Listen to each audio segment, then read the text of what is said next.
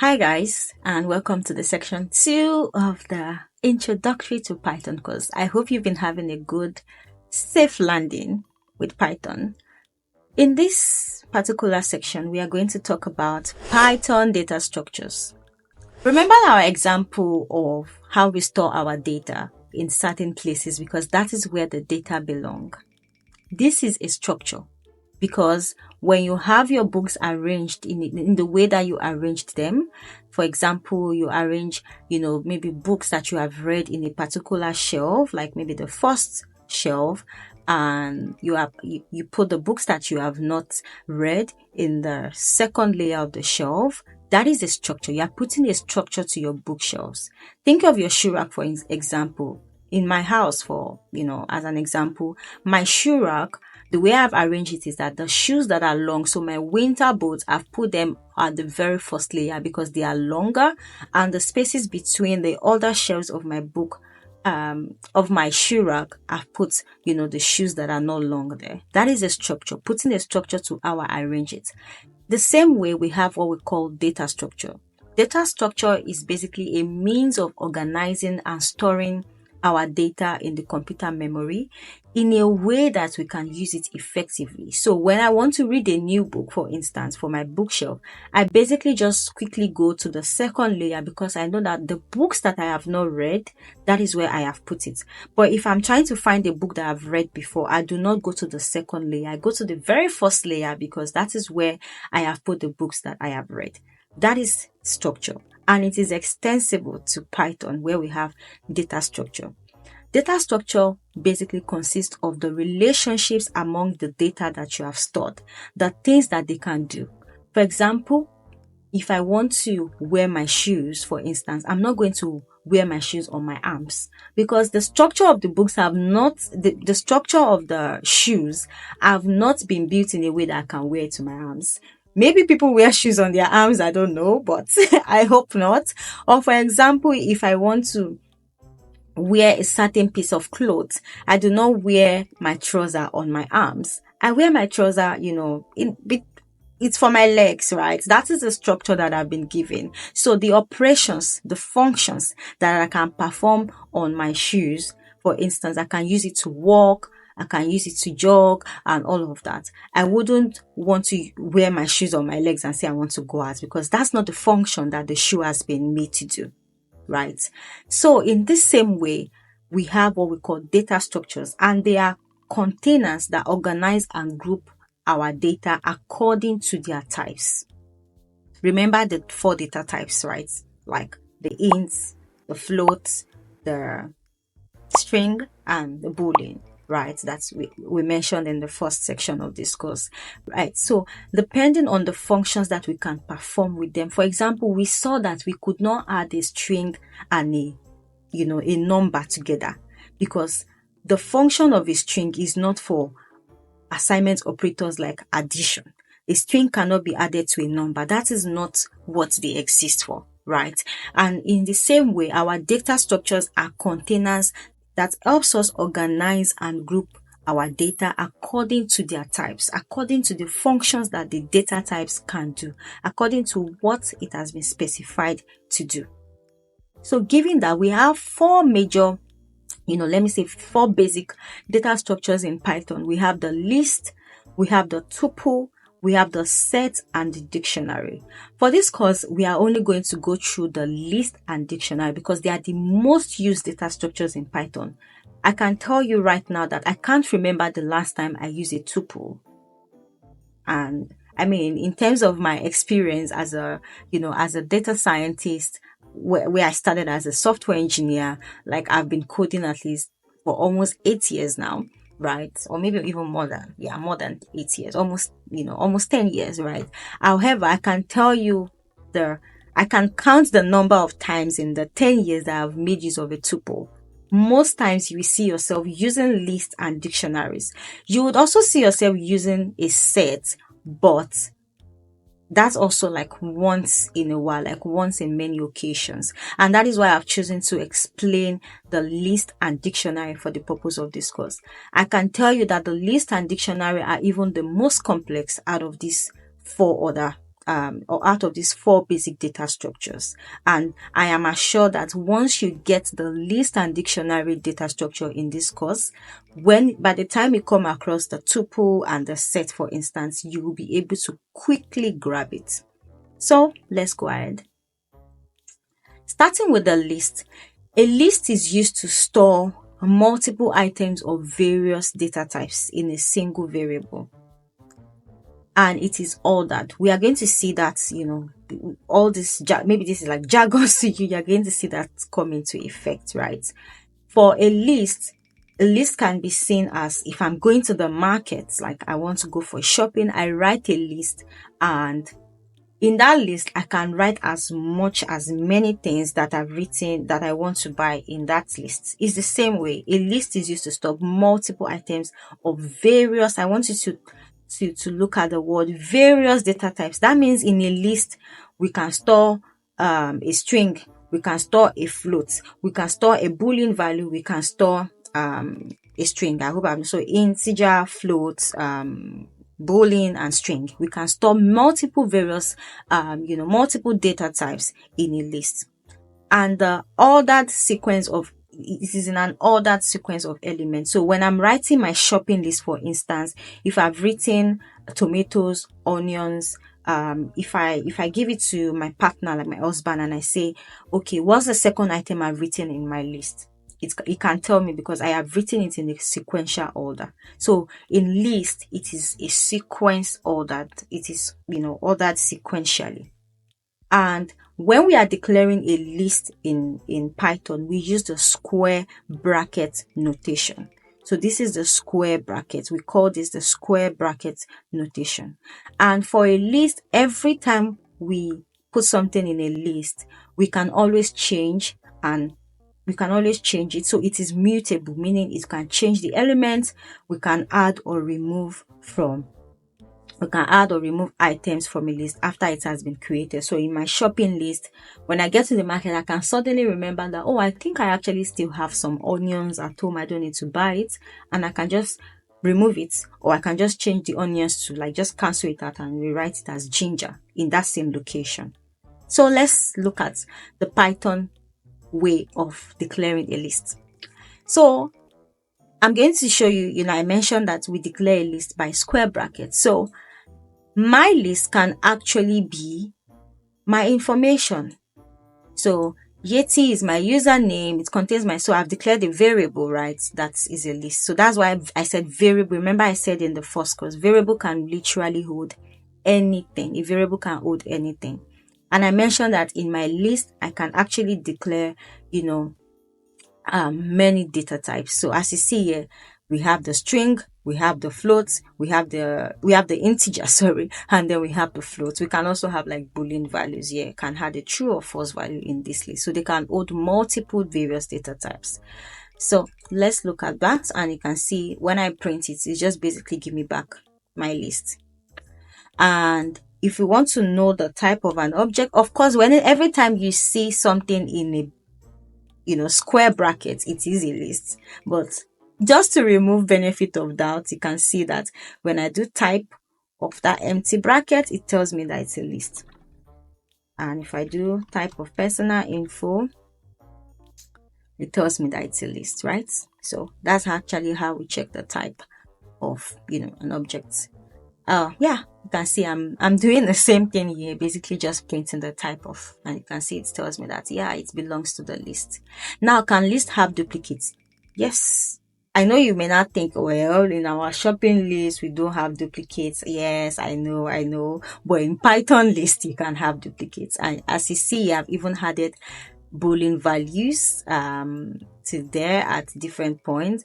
I've added Yeti 1, 2, 3 twice. So in a list, we can have duplicates. And that's where I would slightly talk about the set. Remember I mentioned that one of the basic data structure we have is a set. For a set, you can't, when you think of, if you come from a math background, we know that when we say something is a set, it means that we can't have duplicates. So that's one of the difference between a list and a set.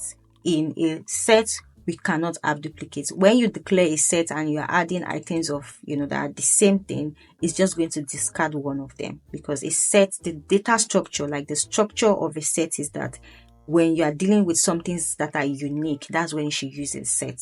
But when you have things where, they are not unique, you can have duplicates. You don't go for a set, you come, you use a list. So let's just print what we have declared here. And I mentioned that lists are ordered. Remember I said they are in a sequential order. So using my shopping list, if I've written 1 tomatoes, 2 onions, this, I don't even have to put 1, 2, 3. If I write it if I'm separating it by comma, or I'm writing it in a new line of the page, when I give it to someone and I said, oh, what is the 5th item? They just go through the list and count 1, 2, 3, 4, 5, and they tell me, oh, the 5th item you have written here is perhaps oranges, or whatever. So lists can be ordered, and how we can get them is that we use what we call indexing. So list items are indexed. However, remember that in my shopping list, when I say what's the first, they just go to the first thing that I have listed. In a list, the first item has the index 0. The second item has index 1. Please don't ask me why, because I have no idea why this is. This is how it is, but it is what it is. If I want to access this true value, I use the indexing this way. And the indexing is done with a square bracket. So we type the variable that is holding the list, which is personal info. And so let me just show you quickly, but yeah, you can see it. So we type it, and then we use this square bracket. And because if we want to access the very first element, we have to start with 0. So we put 0. So I want you to take a guess at what this 3 will be. I hope that you've said 1.58, because yes, if you do 0, 1, 2, 3, right? So it's 1.58. So what will be 8? So let's count 0, 1, 2, 3, 4, 5, 6, 7, 8, the very last item. Do you think you know what -1 and -3 may be? Can you take a guess? Well, we also have what we call the reverse indexing. So -1, remember this is 0. When we are starting from the beginning, we say 0. However, when we are starting from behind, we have the negative indexing, which is like the reverse indexing. And this is where we use minus. So if I want to access this element from behind, I start with -1, -2, -3. I know you are like, okay, from the beginning is 0, but from behind is minus is -1. Why is it not -0? That I also don't know, but that is how the syntax works. And given that you know that when we start from behind is -1, then we know that this value is going to be 1 to 3. And for -3, do you want to take a guess? Yes, I hope you said 27, because yes, this is -1, -2, and then -3. And yeah, if you print it, you can see that everything corresponds. And because, when we are moving forward, the 1 to 3 is at index 8. When we are coming from behind, it is from -1. The other thing we can do is also, so what we have done here is just selecting a single element. We can select multiple elements with index. So if we say is 0, 1, like we want to pick, the first 2 elements, we use the 0, 2. And that gives us the first 2 elements, true and 12.5, which is what we have here. Now we want to pick the item between 3 to 6. So 0, 1, 2, 3, 4, 5. So 1.58 falls, and wait, let me see, 0, 1, 2, 3, 4, 5, 6. Yeah. So another thing I want you to notice that when you think of this, it looks like it should pick from the 3rd index, but that's really not how it works. So it picks from the 4th element. So let's look at it again. This is 0, 1, 2, 3. However, that 3 ratio 6 is like saying the go from 3. After 3, pick the indexes up until 6. Yeah, that's how you can interpret it. That's how you can interpret it. So that's why you see you go from 0, 1, 2, 3, and then it goes 4, 5, 6, blueberries, and 27. Now, there are many functions that we can perform on a list. I've just shown you, these are not functions. These are just, what we call indexing, a way to access the values inside your list. But we have functions. So as I mentioned, you cannot wear your shoe on your arm. You cannot wear your trouser on your head. You wear a helmet on the head because that's the function that the helmet has been, like that it has been built to do. The same way, there are certain operations that we can perform in a list, and that's what they have been built for. So when you do print dir, so dir shows us the functions that we can perform on the list. And when you print it, I know that you can see some of these functions, but I would say for every function that I have this underscore, ignore it for now. This is something that is advanced, and you can't go into it for the purpose of how I want this class to be very introductory.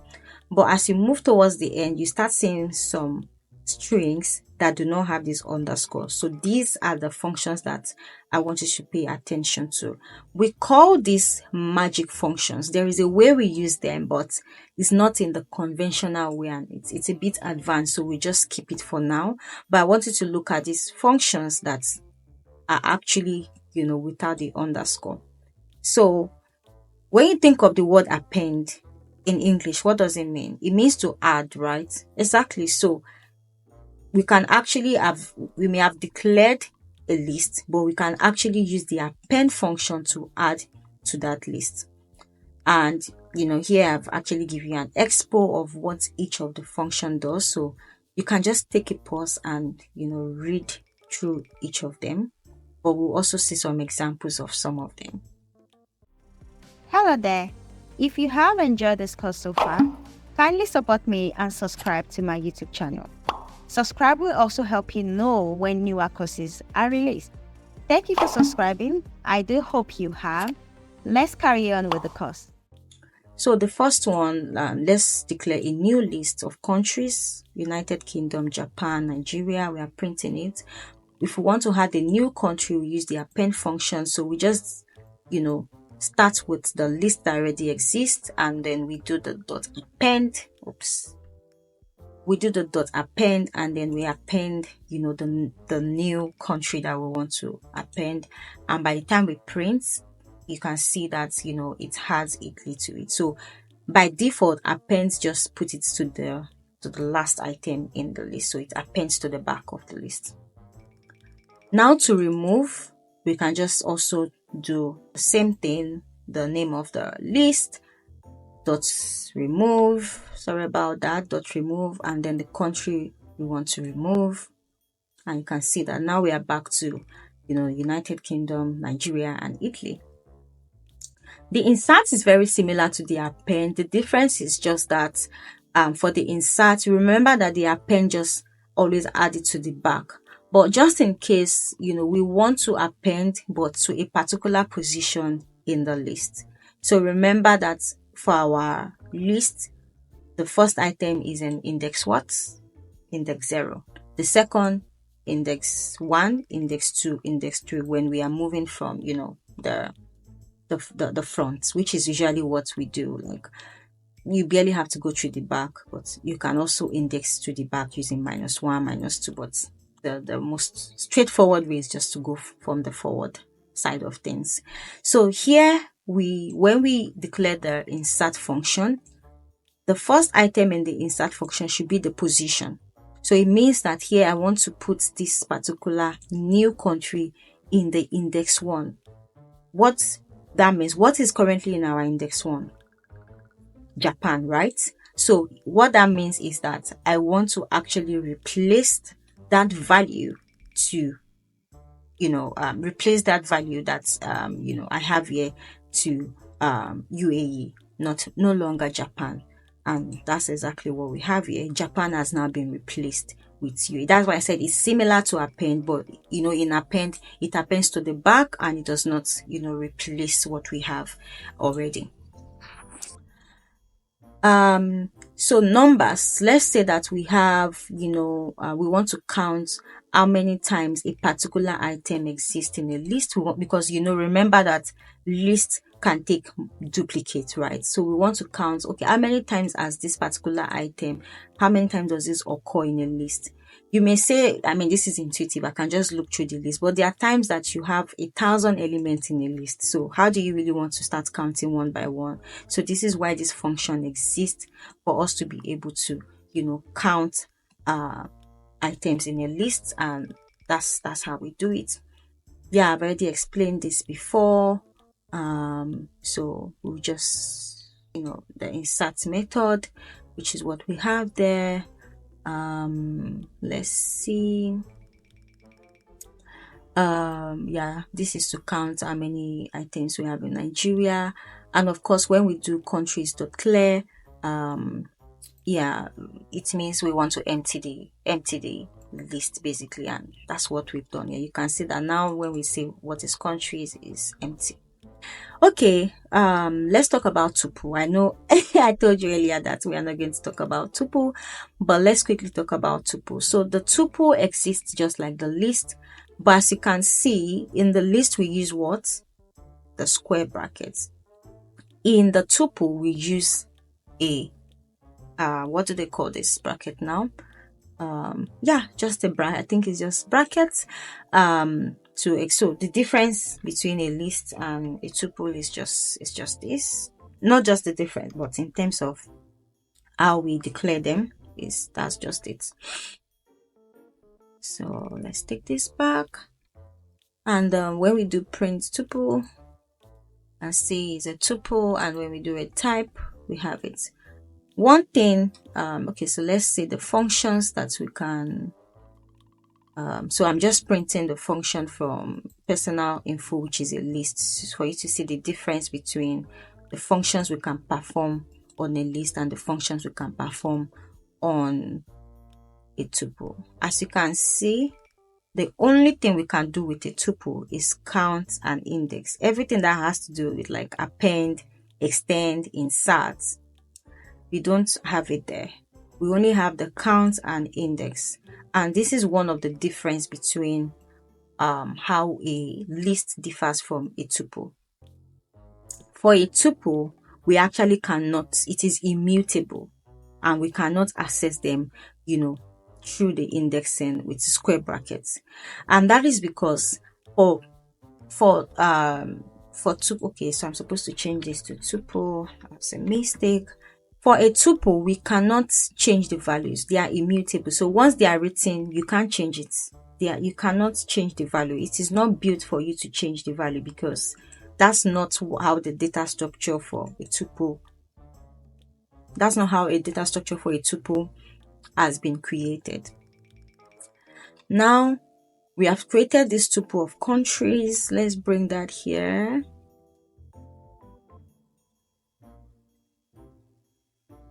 And we want to get, the index where Nigeria belongs. Remember that the functions we can perform on a tuple is count or indexing, right? We just want to get, where Nigeria, the first location, and you can see that it returns the first one. So these are some of the limitations of tuple, because Nigeria still exists here, right?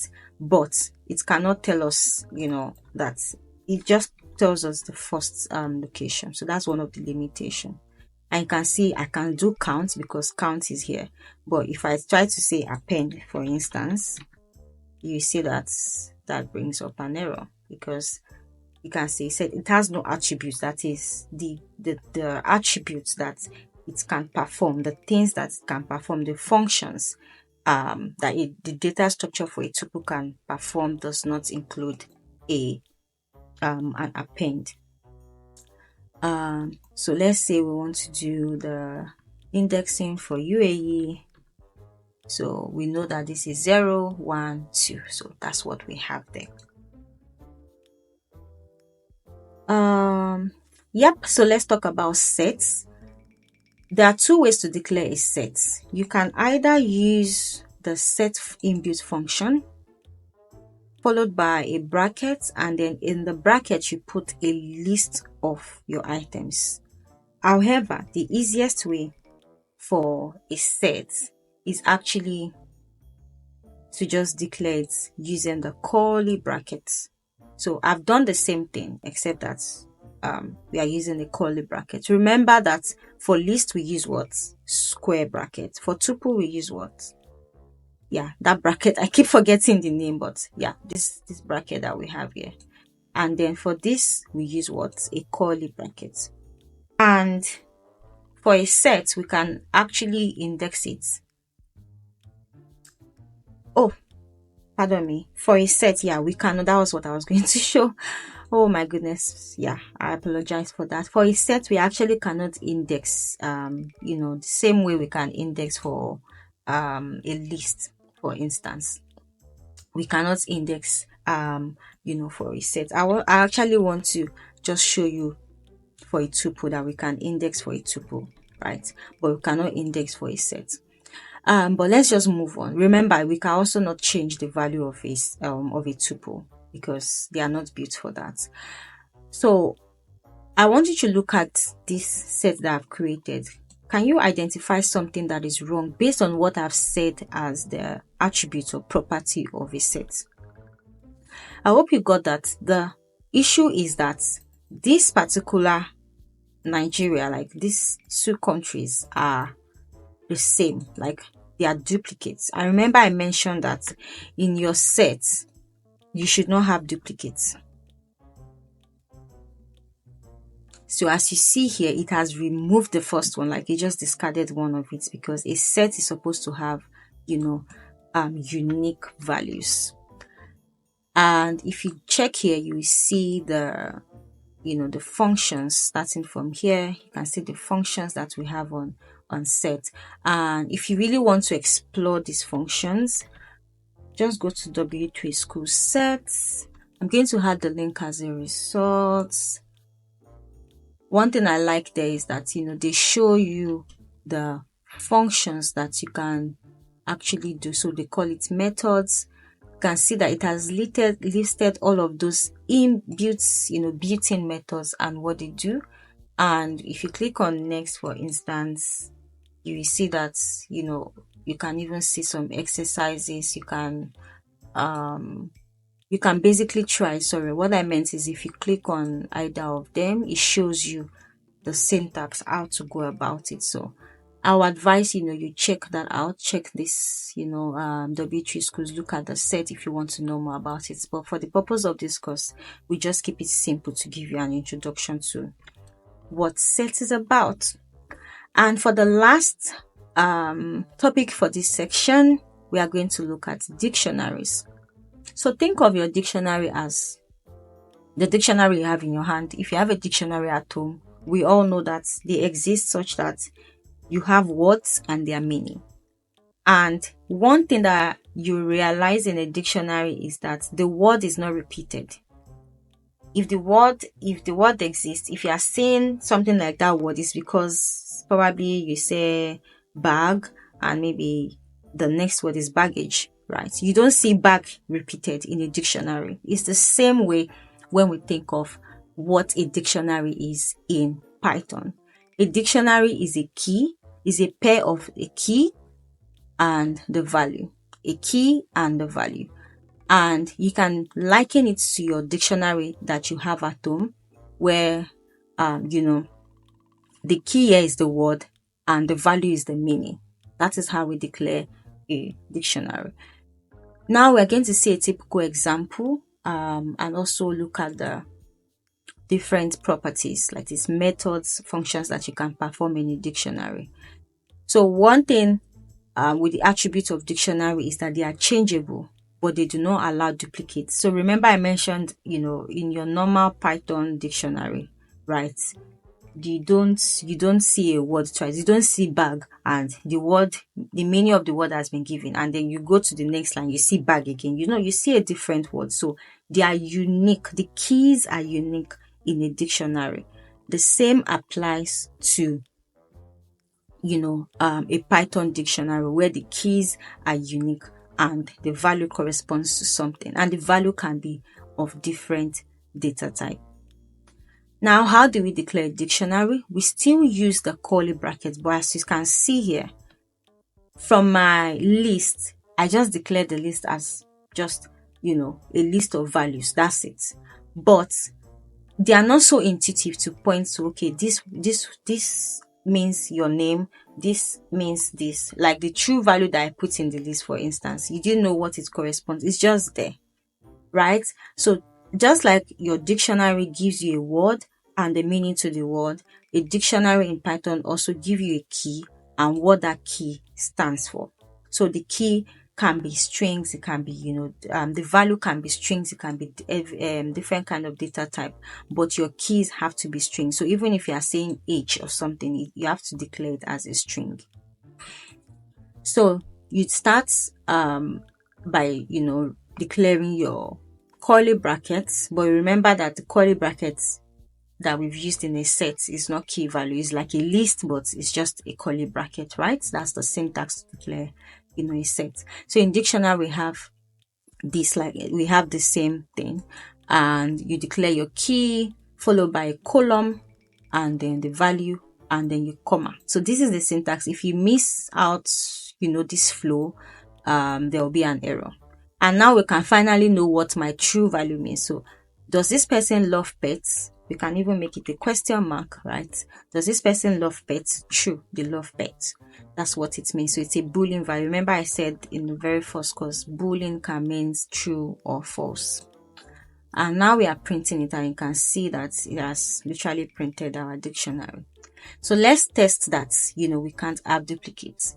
So now I have my year of birth, I have name, but I have repeated the key heights in this dictionary. Let's see what the output will be. As you would see, it has basically discarded the first one, just like in set where it discarded the country name that was duplicates. It removes that key and, adds, just pick the last one. There are actually now some ways that in Python that you can actually have a dictionary with, duplicate keys, but that's a bit advanced, and there is a module in Python that has been built for that, but we are not going to talk about it. But I just needed to put that disclaimer out. Now, if you want to verify that it's a dictionary, you can see, just do type and it tells you, yeah, the class is a dictionary. What are the methods that we can perform with a dictionary? As you will see here, you can see from here we can clear, we can copy, we can many things that the different things that's the methods that we can use on a dictionary. And I've also listed all of them here. I actually got the source from, so let me just give the credits to W3 Schools. I just got the source from them. Now, remember that we have indexing in lists and tuple, but we do not have indexing in sets. Remember when I tried to do indexing in set, it shows an error. Now we're going to see how we can do indexing in dictionaries. Indexing in dictionary is done through the keys. You remember that in our tuple and in our list, we use numbers to find the indexing, like number, starting from index 0. If we try to do the same thing here, you can see that it tells you key error because there's no key that is 0, right? So if we do this, you can see that now it gives us the name. So we can actually do it using the square brackets and specifying the key value. If we put a key value that does not exist, let's say I put, something, this is just random, it tells you that same error, key error, because that key does not exist in the dictionary that we have created here. Right, it doesn't exist here. So every time you are trying to do indexing in dictionary, you need to be sure that key exists, and then you can see that it returns the value. So this is like the key and the value of that key. We can also use the .get method, which, when we checked here, you must have seen it somewhere here. Yeah, at the beginning. Yeah, it's under the magic method. Uh,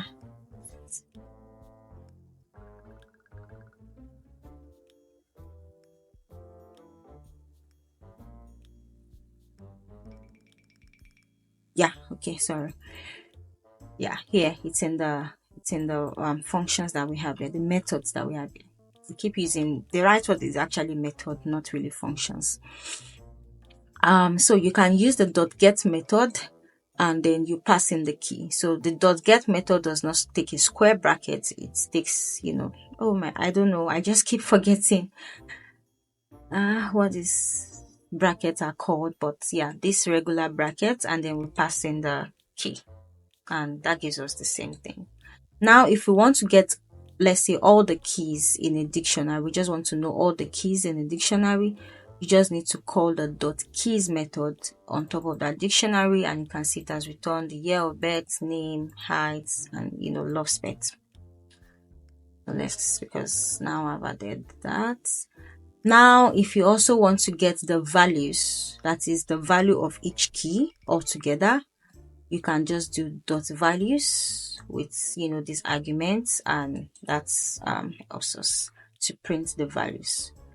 If we want to update the dictionary, so for example, we've created it, but we needed to like the way we append in list, we want to add something, we use the .update function, and we declare it using this bracket, and inside the bracket we add this is like declaring a dictionary, right? A new dictionary that contains that contains the key and the value. You may ask, can we add multiple keys and their value in this? Yes, you can do that. You just need to put a comma, and then you declare the key, whatever goes into that column, then the value. The value don't have to be string, and it could be any data type. But yes, this is just to confirm in case you have that question, that yes, you can update, and you can see that it has added it to our dictionary. The pop item function is to remove the last item. So the same item we have added here is the best color and is the last item in the dictionary. So when you do pop item function, it's just it removes it, and by the time we print dict info, you can see that this is no longer there.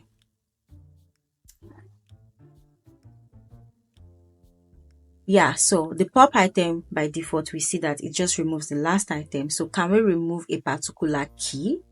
Yes, we can. So we know we have this key here, but we no longer want it to be there, right? So the same way we have the .remove function in our list, for instance, the equivalent for this is .pop. Yeah, I know you may be like, why is it not just .remove, since from the list it does that? But yeah, this is open source, so pop is it's like popping out. Yeah, probably is a fancier name. But yeah, we use the pop, and then we pass in the key of what we want to remove, not the value, remember. And as we see here, the height and the value is now gone. For assignment, you're going to see everything attached to this course. I hope you've really had fun with data structures in Python, and I hope to see you in the very last module. Hello there. If you have enjoyed this course so far, kindly support me and subscribe to my YouTube channel.